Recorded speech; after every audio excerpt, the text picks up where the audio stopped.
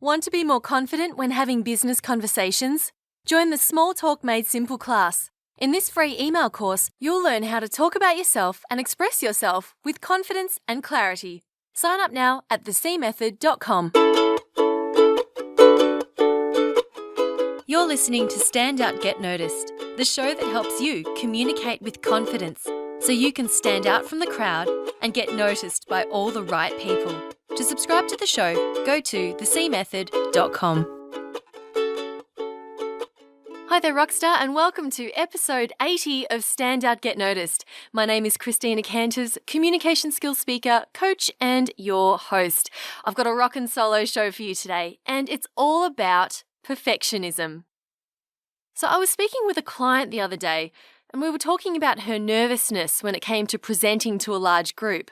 Now, she's really good at her job. She has quite a senior position in her company, but she stresses a lot about how she presents herself, mainly because she is a chronic high achiever and sets a very high standard for herself. She said to me, I feel like I have to do things perfectly. I'm a bit of a perfectionist.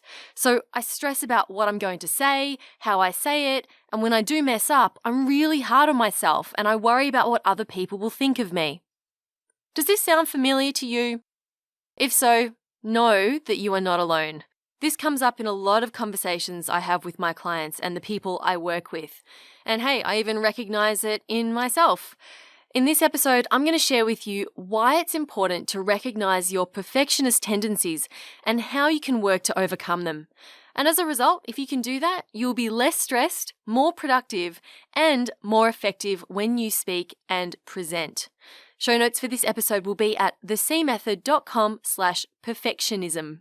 But first, I want to give a quick shout out to so I can't pronounce this name of the person who left this review in iTunes because it's FKDMRNT and etc. etc. Anyway, they're from Australia and they left a lovely review and it goes, "Brilliant podcasts. Christina is a great speaker and communicator. I have learnt many skills to help me with my clients as a health professional and as a lecturer. Recommend these podcasts to everyone from all fields." Thank you so much for your lovely review, FKDMRNT, etc., etc., from Australia. Obviously, you didn't want to put your real name there, which is totally fine. But if you are listening, thank you so much. Alrighty, let's dive into this episode on perfectionism. So firstly, why is this important? Well, if you want to be a confident public speaker or you want to express yourself clearly and with ease or be comfortable in your own skin when networking and meeting new people, it's really important that you learn to manage your perfectionist tendencies. Now, what I'm going to share with you in this episode is heavily mindset based. So there's not as many, do this, do that tips and tricks. Rather, I'll be sharing ideas to think about and mindset shifts for you to work on. So I urge you to open your mind before you continue listening, or just be in this open mind set, I suppose, as you listen. Be open to the idea that you can change your way of thinking. Because changing your mindset is arguably the most powerful way you can achieve amazing things in your life. It's worked for me, and I know it can work for you. Okay, I promise that's as life coachy as I'll get today. Let's move on. So, what do I mean by perfectionism? So I was looking online for the perfect definition of perfectionism, but couldn't find one, funnily enough, but I did find one that was pretty good. And it consists of 3 parts. So this is what perfectionism is. Firstly, it consists of a relentless striving for unreasonably high standards. And these are standards we set for ourselves. So it's not set by others, set by ourselves. And we often set the bar so high, we set our standards so high, and we think it's actually normal, when in reality, it's not. It is unreasonably high. So that's one component of perfectionism. The second component is when you judge your self-worth based on whether you achieve those high standards or not. So if you don't achieve something, you think, I'm no good, I'm a terrible human, I suck, I have nothing important or valuable to say, right? So you're actually basing your self-worth on these standards, which is not healthy. And then the third and final part of perfectionism is when you experience negative consequences as a result of striving for such high standards. So these negative consequences could be stress, lack of sleep, procrastination, not getting things done. So therefore you have lowered productivity levels. You might feel like a failure all the time. Your relationships might suffer and your general well-being just decreases. And I'm not pretending that I don't suffer from this. I have suffered from many cases of perfectionism in certain areas of my life. So that's why this topic's really interesting for me to research and discuss too. So why do we do this? I mean, there are a few reasons why, but I interviewed life coach and a good friend of mine, Christopher Browning, in episode 7. We talked about overcoming perfectionism there. And he said that our perfectionism is our worry over how someone else is going to perceive us. And we worry that if we don't do something perfectly, we won't be accepted. Because when you don't do something, quote, perfectly, we worry that people will criticize us on the bits that we didn't get right. So we think to ourselves, oh, if I make this perfect and there's no mistakes and no errors, then there's no room for criticism, right? No one can criticize us. So that's why we strive to get it absolutely right and perfect the first time, because if we get it right, then that means that you can't criticize me and you can't make me feel terrible about myself, right? Back to that judging our value. Now, I'll give you an example of this. A few weeks ago, well, maybe it was more than a few weeks ago now, I finished a 30-day blogging challenge. You may have heard me talk about it on the show.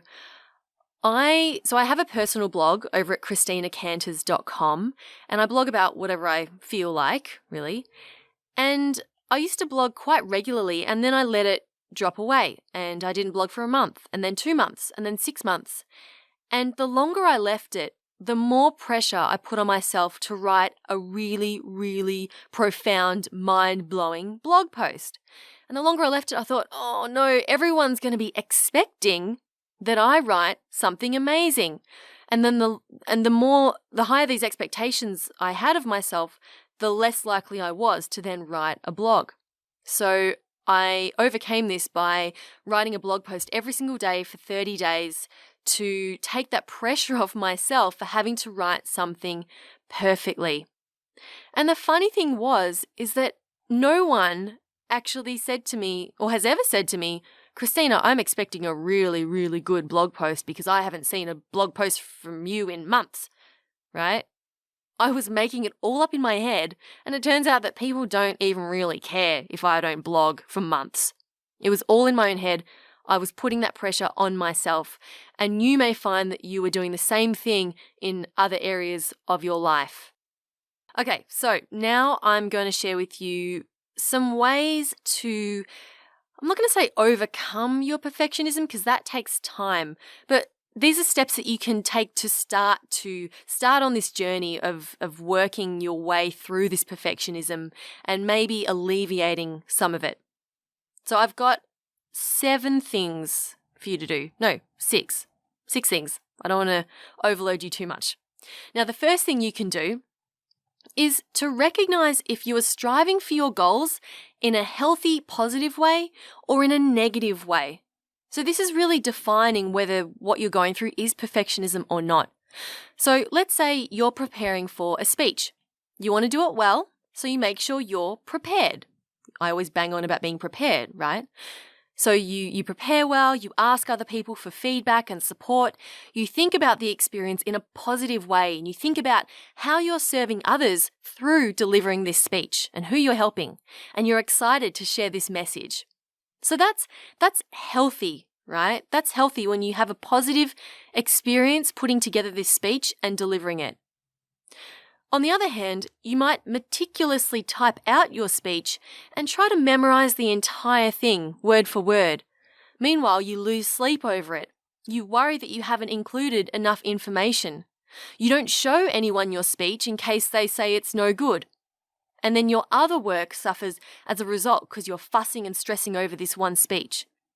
See, this is unhealthy and it's unhelpful. And this is what perfectionism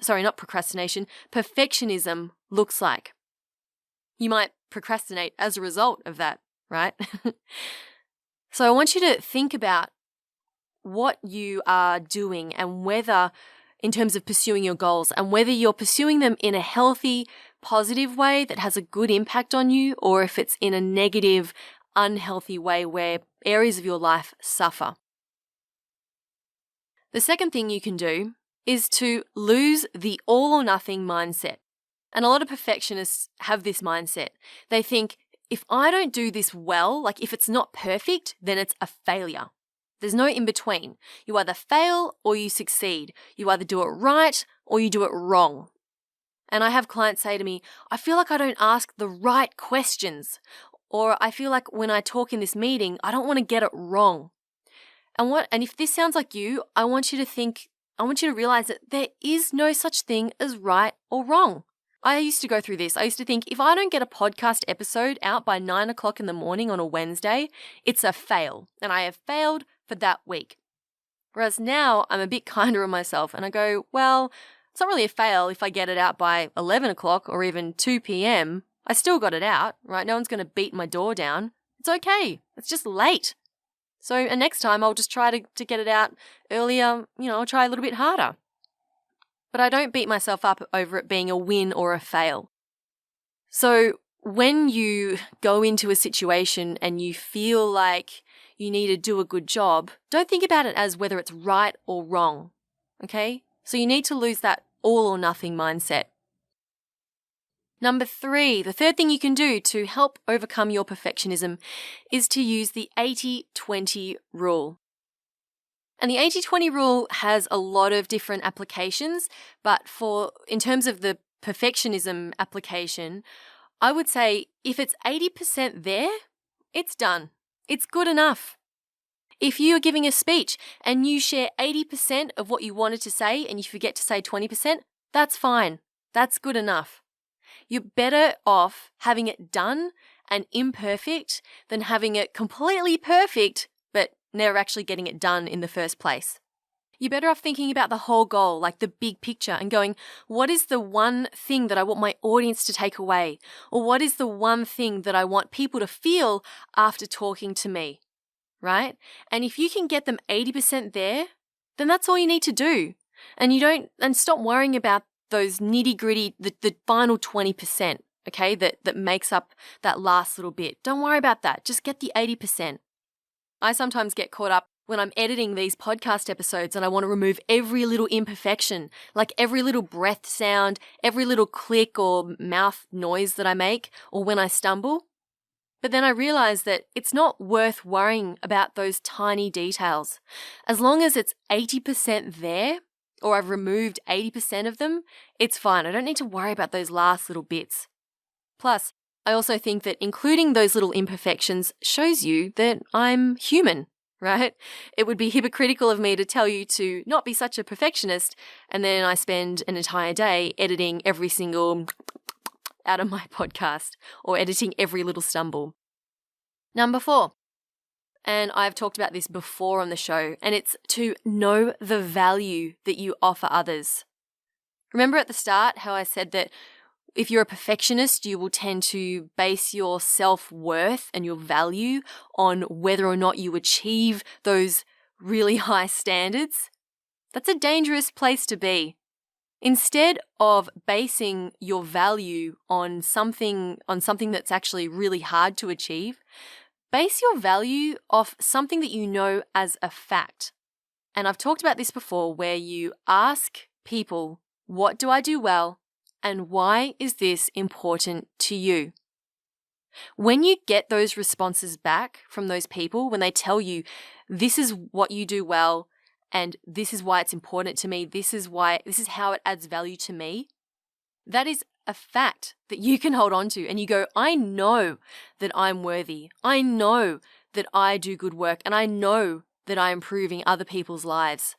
And that actually has nothing to do with what you're doing to achieve your own goals, right? It's got nothing to do with how you feel about yourself.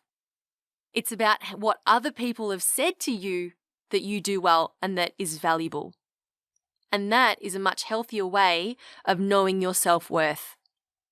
And when you know that, when people say, okay, this is how you are valuable, then you realize that, oh, I already have everything I need. I am successful right now. I already offer value to people. I am enough, just as I am.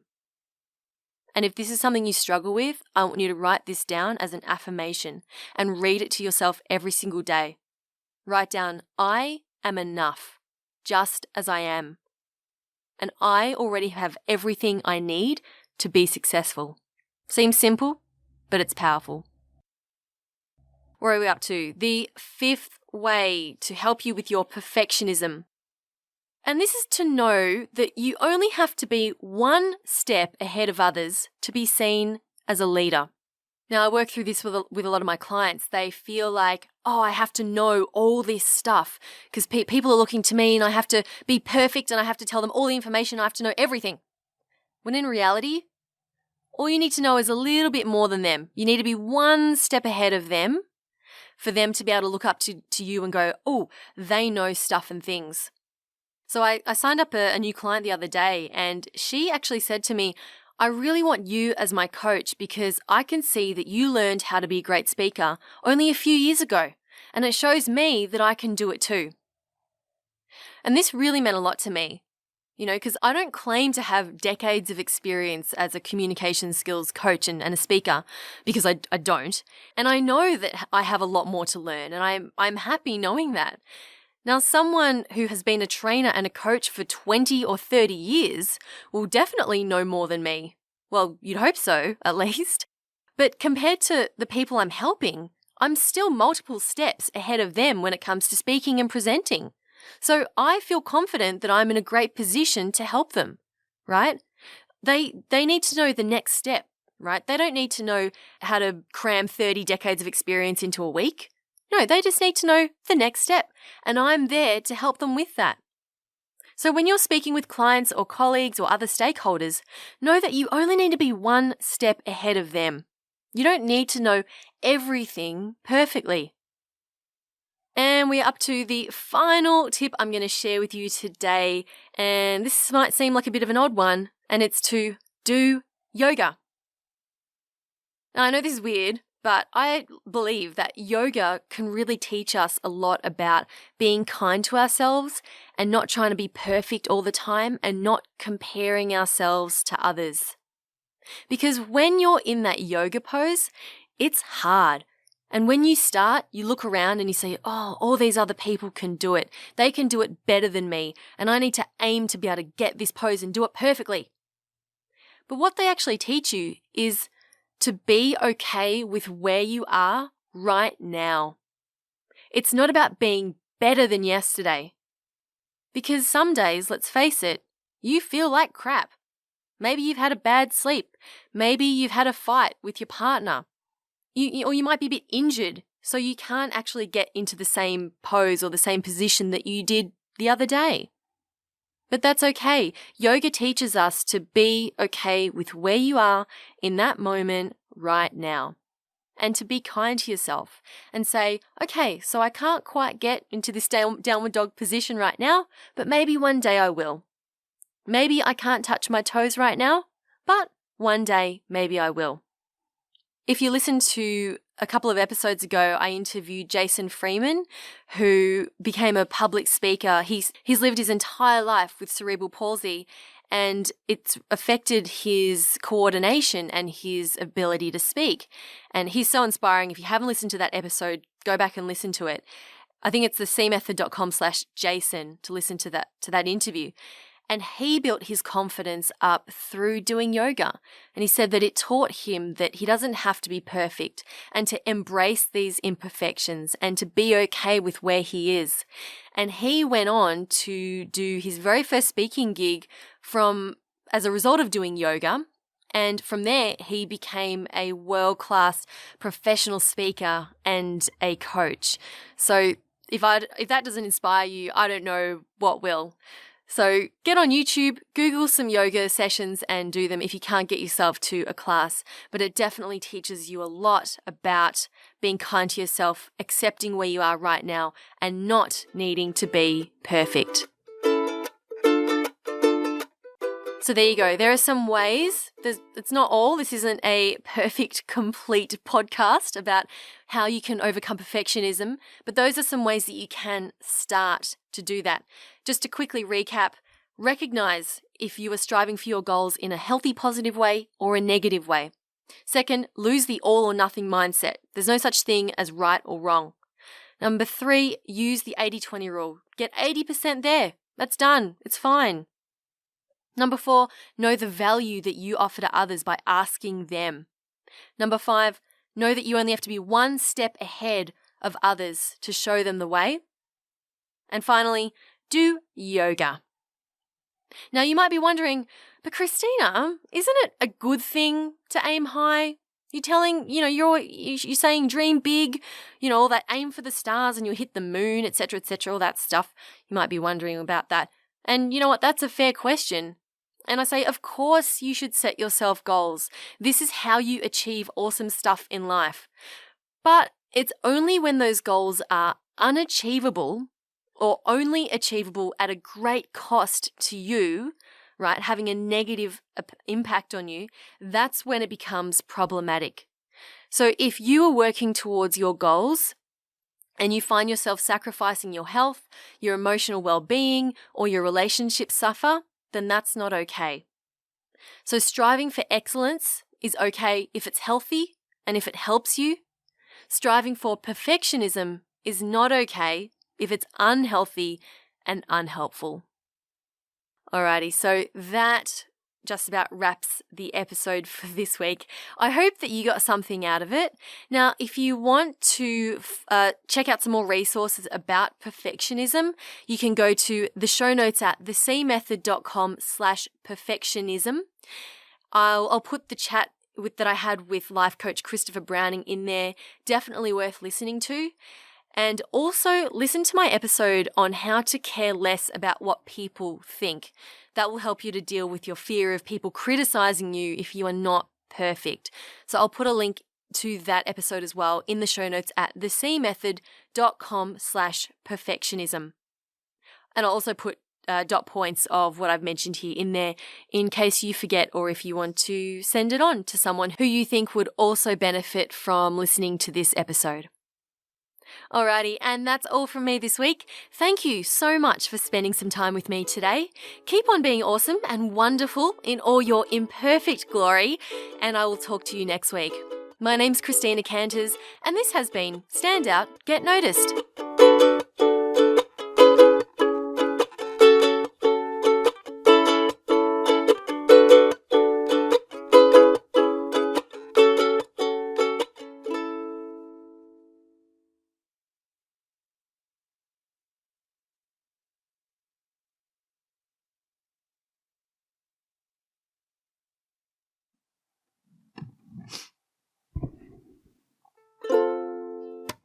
So I have a ukulele song for you this week. I've been really getting into some old school rock. So here is Mr. Blue Sky by Electric Light Orchestra. Forgive the imperfections. Sun